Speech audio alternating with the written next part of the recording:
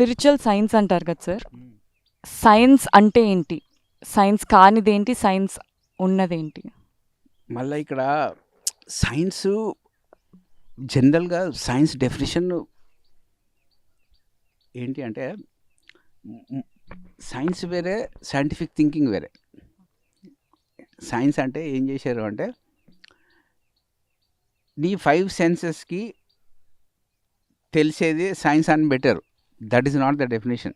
Either you can see or hear or touch or feel, that is not that thinking. Scientific thinking అంటే ఒక acorn seed ఉంటే ఒక ఓక్ tree వస్తుంది. Okay, ఆ సీడ్ చూపెట్టి ఆ సీడ్ల చెట్టు అని అడగడము సైన్స్, సైంటిఫిక్ థింకింగ్. చెట్టుని చూసా, ఆ చెట్టు ఎక్కడి నుంచి వచ్చింది, ఆ సీడ్ని గురించి నువ్వు ఎక్స్ప్లోర్ చేయడం సైంటిఫిక్ థింకింగ్. మనం ఏం చేస్తుంటాం అంటే ట్రీని అప్రిషియేట్ చేస్తుంటాం, but we never see the root cause. We're always, scientific thinking means you should know the results and the causes. దాన్ని బ్రిడ్జ్ చేసేది scientific thinking. 90% of our mind is result oriented thinking. నా జీవితంలో ఇంత కష్టపడ్డాను, success రాలేదు, నేను ఇన్ని చేశాను, నాకు ఎవడు మంచి చేయట్లేదు. Your orientation is result oriented. ఎప్పుడు చూడు ఫలితాలు ఫలితాలు ఫలితాలు ఫలితాలు ఫలితాలు ఫలితాలు. సైంటిఫిక్ థింకింగ్ అంటే చెయ్యాల్సిన పనులు చెయ్యి, ఫలితాలు వస్తాయి. ఆ రెండింటి మధ్యలో వంతెన నిర్మించడమే సైంటిఫిక్ థింకింగ్. ఒక సీడ్కి ట్రీకి మధ్యలో డిఫరెంట్ స్టేజెస్ ఉంటాయి. ఆ అన్ని స్టేజెస్ని కంబైన్ చేయడమే, ఆ సింథసైజ్ చేయడమే సైంటిఫిక్ థింకింగ్ అంటే. మోస్ట్ ఆఫ్ ద టైం ఏంటంటే చెట్టు ఎండిపోయింది, చెట్టు ఎండిపోయింది, చెట్టు ఎండిపోయింది, అయితే చెట్టు గ్రీన్గా ఉంది, చెట్టు గ్రీన్. ఎందుకు? నువ్వు విత్తనంగా ఉన్నప్పుడు డైలీ వాటర్ వేస్తే చెట్టు గ్రీన్ అవుతుంది. ఒక్కొక్క సీజన్ పోయినాక ఒక్కొక్క సీజన్తో ఇలా నేచర్ ఉంటుంది. బట్ ఓహో, ఈ విత్తనంకి ఈ చెట్టు వస్తుందని తెలుసుకోవడం scientific thinking. And not becoming too much of result oriented thinking. ఎక్కువ ఫలితాల గురించి ఆలోచించకుండా చేయాల్సిన పని మీద దృష్టి కేంద్రీకరించడానికి మీరు బ్రిడ్జింగ్ చేసుకోవడం scientific thinking. Most of the things are talking more about problems, not knowing what the solutions are. ఆ రెండింటిని బ్రిడ్జ్ చేయాలి. ఆ బ్రిడ్జింగ్ ఈజ్ సైంటిఫిక్ థింకింగ్. కనపడని లోకాలకు, కనపడే లోకాలకు వంతెన నిర్మించాలి, అది సైంటిఫిక్ థింకింగ్. ఇప్పుడు డాన్ మీగల్ రీజు 5వ ఒప్పందం రాస్తాడు. ఆయన ఏమని చెప్పాడు? Be sceptical but learn art of listening అంటాడు. వాడు చెప్తా ఉంటాడు, నువ్వు క్వశ్చన్ మార్క్తో విను. వాడు చెప్పిన దానికి నీకు ఆన్సర్స్ దొరికినాయి అంటే యాక్సెప్ట్ చేయి. ఆ స్కెప్టిసిజం, ఆ డౌట్ఫుల్, ఆ ఎంక్వైరీ మోడ్లో ఉండడం సైంటిఫిక్ థింకింగ్. బుద్ధుడు అంటాడు, నా మాట లేదు నమ్మకండి, మీ జీవితంలో ఎక్స్పెరిమెంట్ చేయండి. ఆ ఎక్స్పెరిమెంట్ చేసినప్పుడు వచ్చే ఆ రిజల్ట్స్ని బట్టి బాబు నేను రైటా రాంగా మీరు చేయండి. ఆ సైంటిఫిక్ థింకింగ్ ఉంటే ఈ ఫాలోవర్సు, ఈ స్పిరిచువల్ టీచర్స్ మధ్యలో గ్యాప్ తగ్గుతుంది, లేకపోతే గ్యాప్ పెరుగుతుంది. ఏ స్పిరిచువల్ సైంటిఫిక్ థింకింగ్ వాడు ఫాలోవర్స్ని పెంచుకోడు. ప్రతి ఒక్కడు సైంటిఫిక్ థింకింగ్ని వాళ్ళ మనసులో విత్తనం వేస్తాడు. అది స్పిరిచువల్ టీచర్ యొక్క job. Spirituality should not become result oriented. Spirituality should become cause oriented. That is what I'm saying. చేయాల్సిన పనుల మీద దృష్టి పెట్టరు, ఫలితాల గురించి అనలైజ్ చేస్తుంటారు. Then how can that become spiritual organisation? Spirituality is about cause and effect. Spirituality is not about only effects or results. That is about both cause and effect. And రెండింటి మధ్యలో బ్రిడ్జింగ్. ఆ bridging ఇప్పుడు ఇక్కడ ఉన్నాం మనము, ఈ కొండ నుంచి అక్కడికి పోవాలి, ఎట్లా పోతా? ఆ బ్రిడ్జే సైంటిఫిక్ థింకింగ్. ఎక్కువ ఫలితాల గురించి ఆలోచిస్తే కాజ్లకు రా, ఎక్కువ కాజ్ ఓరియంటెడ్ అయితే రిజల్ట్స్ చూసుకో. That is what Buddha said. Babu extremes ఏది చేయకండి, ఏదన్నా చేస్తే middle path. Yes or no? That balance, that equilibrium, that is what is scientific thinking is all about. So cause and effect అనేది linear గా understand చేసుకోవచ్చా time wise వర్టికల్గా always your spiritual growth ఈ spiral. నీ spinal cord ఎలా ఉంటుందో ఇలా ఉండేది స్పిరిచువల్ గ్రోత్, హారిజాంటల్గా ఉండేది మెటీరియలిస్టిక్ గ్రోత్. ఈ రెండు they become a circle. And most of our senses got trained to look everything as horizontal. But spiritual journey is about vertical. You go inside and upward. You go towards from Mooladhara to Sahasrara. Yes or no? That is how your spinal cord is. ఈ అర్థది కూడా spinal cord స్ట్రైట్గా ఉంటుంది. This spinal cord and this spinal cord should get aligned. ఇదేమో ఇలా ఉంటుంది, మనమేమో ఇలా చూస్తాం. Spiritual journey is vertical journey. Results are horizontal. ఇంకొక రకంగా చెప్పాలి అంటే క్వాలిటీ క్వాంటిటీ. క్వాలిటీ చూడాలి ఎప్పుడు. మీకు అందరికి ఏమని నేర్పించారంటే క్వాంటిటీ నేర్పించారు. క్వాలిటీ ఉంటే ఆటోమేటిక్గా క్వాంటిటీ వస్తుంది. మీరు ఫుడ్ బిజినెస్ పెడతారు, ఎట్లా వండినా క్వాంటిటీ వచ్చి తింటారా? మళ్ళీ క్వాలిటీ అంటే తమో గుణము, రజో గుణము, సాత్విక గుణము, నిర్గుణం. అది vertical journey. You should become less lazy and more active and more rhythmic. అందుకే మ్యూజిక్లో రిథమ్ ఉండాలి, నాయిస్ ఉండకూడదు. సో మూలాధార మ్యూజిక్ ఉంటుంది, స్వాదిష్టాన మ్యూజిక్ ఉంటుంది, మణిపూరక మ్యూజిక్ ఉంటుంది, అనహత మ్యూజిక్ ఉంటుంది, విశుద్ధ మ్యూజిక్ ఉంటుంది, ఆజ్ఞా మ్యూజిక్ ఉంటుంది, సహస్రార మ్యూజిక్ ఉంటుంది. ఏ మ్యూజిక్ వింటావు అంటే నీ ఇష్టం. లేకపోతే డిస్కో మ్యూజిక్ ఉంటుంది, which will kill your etheric body. Rock and rolls ఇవన్నీ కూడా ఉంటాయి. నువ్వు స్పిరిచువల్ అయిపోయినా కూడా ఆ మ్యూజిక్ ఉంటుంది భూమి మీద, ఆ నాయిస్ ఉంటుంది ఎప్పుడు. నువ్వు దాన్ని వర్టికల్గా చూడడం నేర్చుకుంటావు. Every spiritual journey is vertical technology. Vertical technology should be transmitted in digital technology. ఇప్పుడు ఏమైపోయిందంటే nobody is teaching vertical technologies in digital technology. Everybody are marketing themselves in the digital technology. Marketing is horizontal. భగవద్గీతకి ఎవరు marketing అవసరం లేదు. ఆత్మసారంకి ఏది అవసరం లేదు. Useful useless ఎప్పుడు ఉంటాయి. Last and found. పోగొట్టుకుంటే కదా నువ్వు వెతికేది. ఎక్కడ పోగొట్టుకున్నావు అక్కడ దొరుకుతుంది. ఇమోషనల్గా పోగొట్టుకున్నావు మనసులో దొరుకుతుంది, మనసులో పోగొట్టుకున్నావు ఆత్మలో దొరుకుతుంది. That is what Albert Einstein said.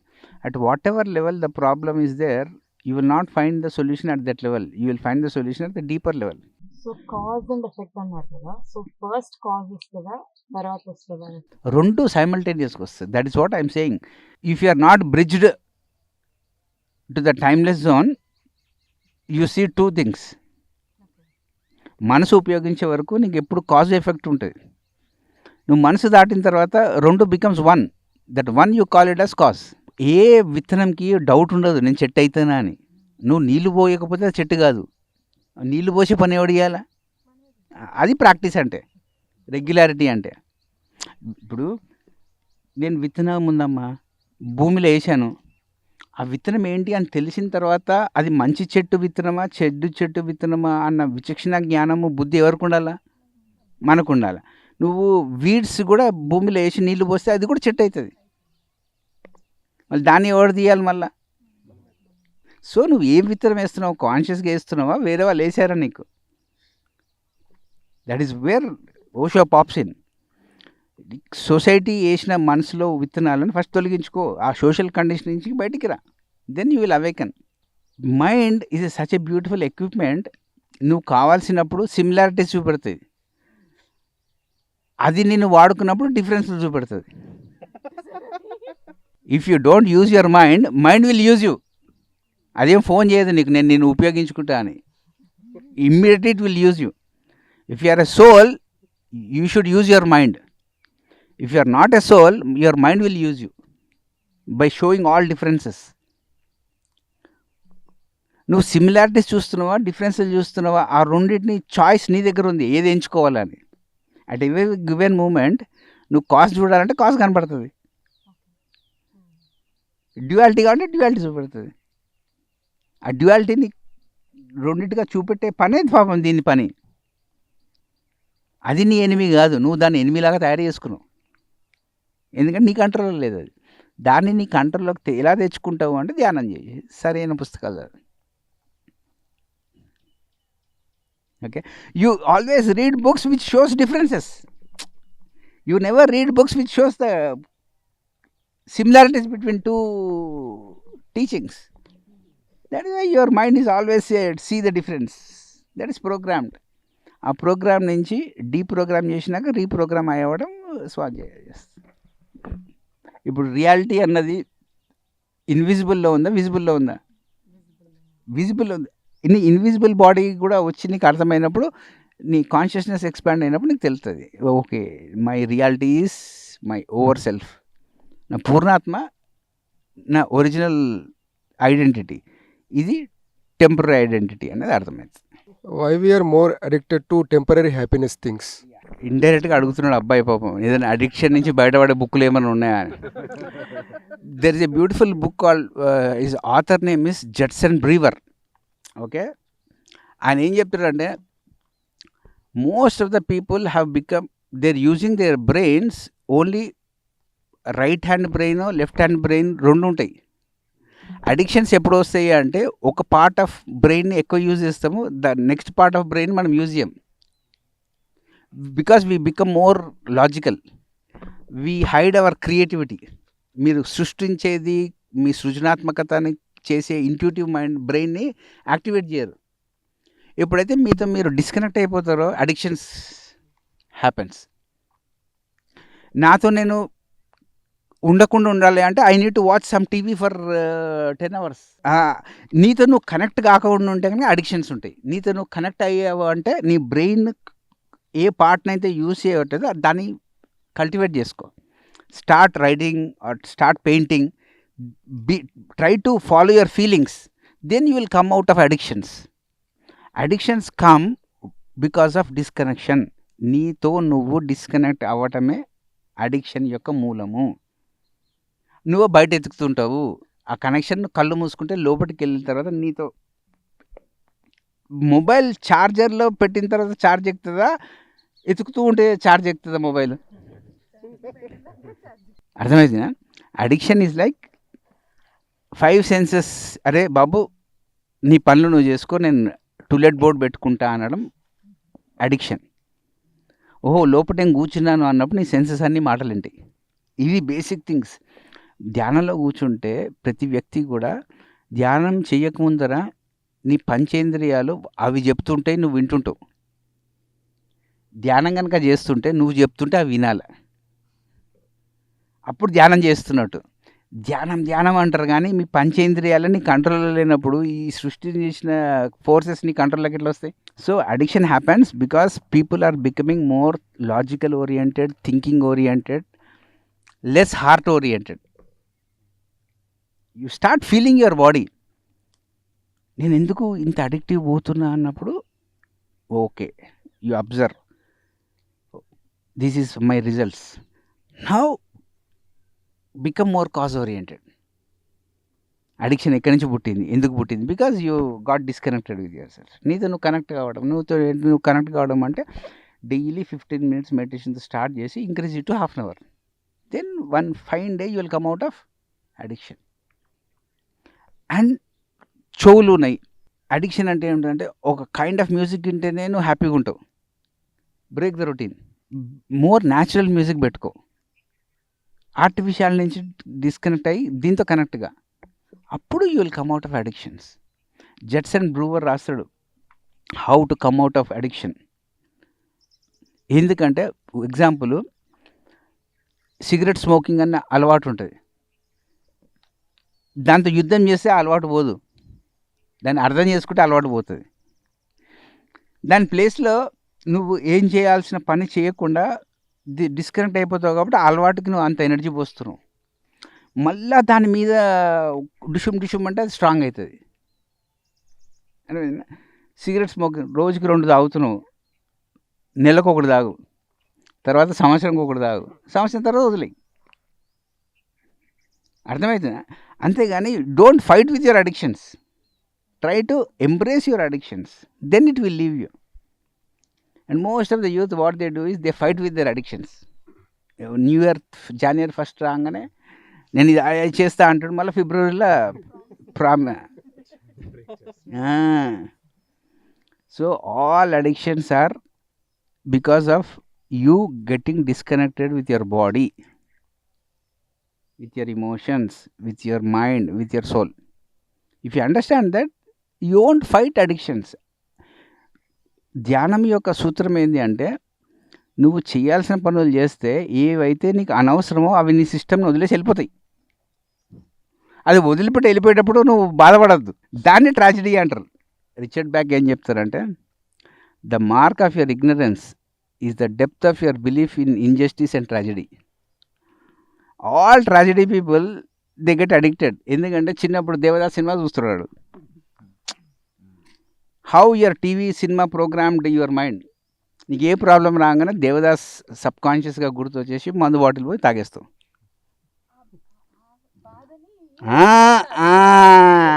That is how your life will become complete tragedy. Why youngsters, they are so depressed because of they get addicted to this stupid love stories shown on TVs and they mimic it.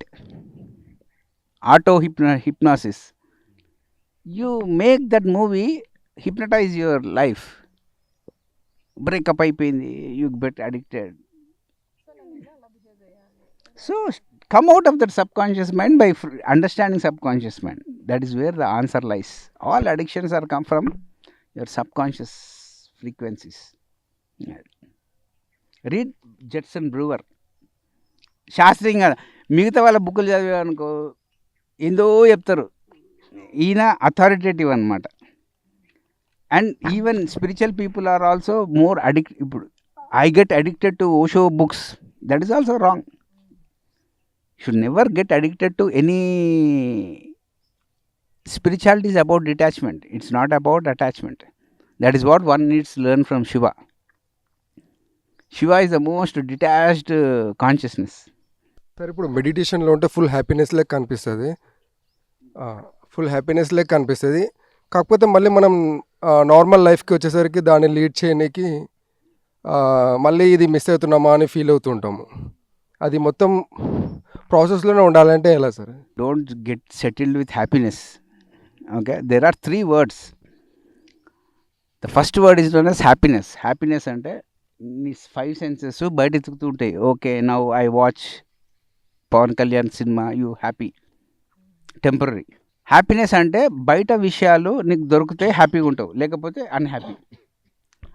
That is not spirituality. There is second word called joy. Joy అంటే it is nothing to do with external world, it has to do with your internal world. Meditation చేసినావా, you are joyful. Okay, అక్కడ ఏం చేయాలి అంటే నువ్వు సంపాదించిన ఆనందంని అందరితో పంచుకున్నప్పుడు నువ్వు పరమానందం స్టేట్కి వెళ్తావు. That is known as bliss. So ఒకటేమో 100 వాట్స్ బల్బు, ఒకటేమో 1000 వాట్స్ బల్బు, ఒకటేమో సన్. ఈ మూడిట్లో నువ్వు ఏది ఎంచుకుంటే పర్మనెంట్గా సన్ లాగా రేడియేట్ అవుతావు? Sun is bliss. Happiness is 100 watt bulb. Joy is 1000 watt bulb. Which will you choose? You are blissful, everything is continuous. That is what Shiva is always in a blissful state, ecstasy state. ఆ ప్లేస్ఫుల్నెస్తో ఈ సృష్టి నడుస్తుంది. He is not searching for happiness. So ఈ 3 ఉంటాయి, happiness ఉంటుంది, Joy ఉంటుంది, bliss ఉంటుంది వర్టికల్గా. మనం హ్యాపీనెస్ దగ్గర ఆగిపోయాం.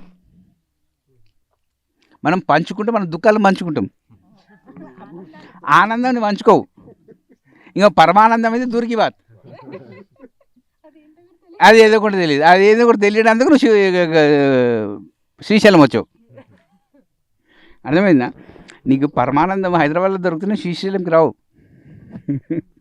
సో నీ జాబ్ ఏంటంటే హైదరాబాద్లో పరమానందం ఎత్తుక్కో, అది నీలో ఉంది అని. అది stage by stage. Try to become like sun. Sun will never say అరే నాకు నేను I want to have a break వచ్చి వీళ్ళకి రేడియేట్ చేయను అంటాడా? He does his job. Yes or no? So you want to be continuously joyful, blissful, behave like, radiate like sun. Why are you behaving like a 0 watt bulb? On off on off on off on off టప్. ఓకేనండి.